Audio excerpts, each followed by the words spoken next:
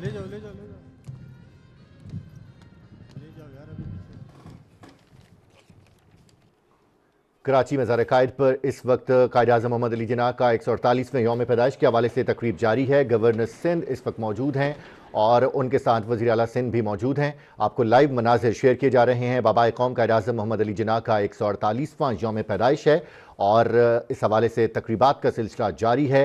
कायद-ए-आज़म मोहम्मद अली जिन्ना के 148वें यौम पैदाइश के मौके पर वज़ीर आला सिंध सैयद मुराद अली शाह भी मौजूद हैं। गवर्नर सिंध कामरान खान टिसोरी भी इस वक्त मनाजिर आपके साथ लाइव शेयर किए जा रहे हैं पाकिस्तान टेलीविजन न्यूज़ की स्क्रीन पर। बाबाए कौम कायद-ए-आज़म मोहम्मद अली जिन्ना का 148वां यौम पैदाइश, इस हवाले से तकरीबात का सिलसिला जारी है।